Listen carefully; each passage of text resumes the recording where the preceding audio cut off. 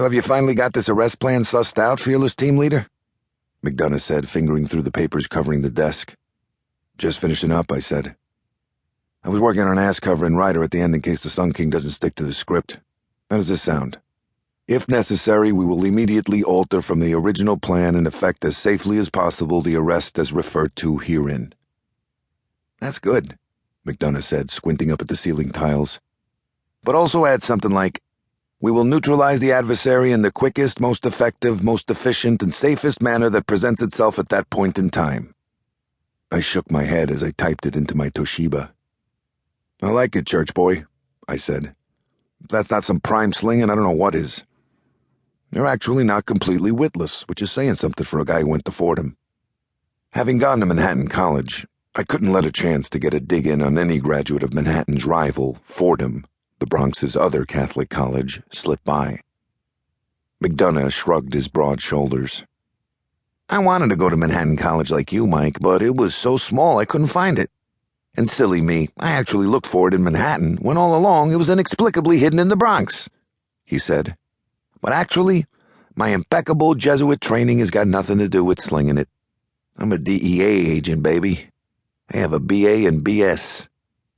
A bachelor's degree in bullshit? You must have gotten a 4.0, I said as I continued typing. This is true, McDonough said, closing his eyes and leaning his broad-shouldered bulk back in the office chair until he was almost horizontal. And yet somehow I find myself unable to hold a candle to your law enforcement prowess. Seriously, bro, I've tagged along on some of these rides, and this is as major league as it comes. This is one world-class bag of shit we're about to grab, and to think it's all because of little old you. I took a bow as I typed. Stick around, kid, I said. Maybe you might learn something. This crazy case actually was mine.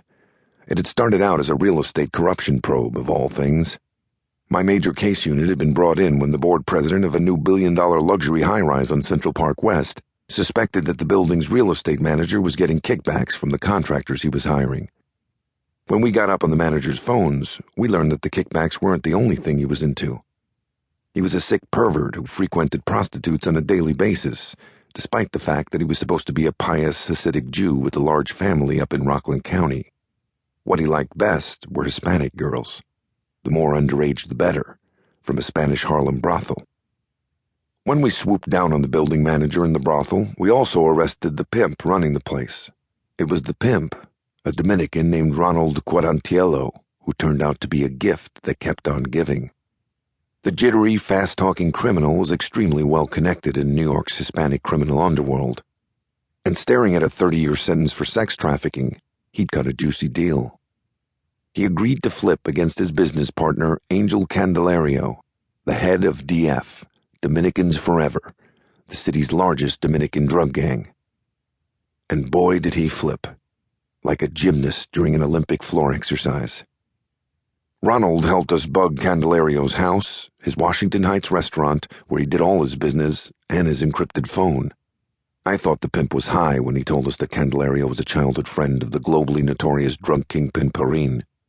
But a wiretap on Candelario's phones and bugs confirmed it. Once the transcripts of his conversations with Perrine were obtained, my boss told her boss and the DEA and FBI were brought in to form a task force, with yours truly as the team leader.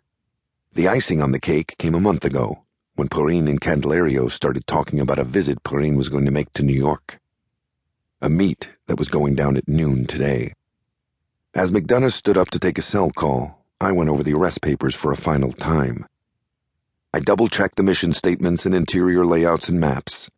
Lastly, I went over the grisly crime scene photos of the Border Patrol agents and their families, whom Perrine had murdered.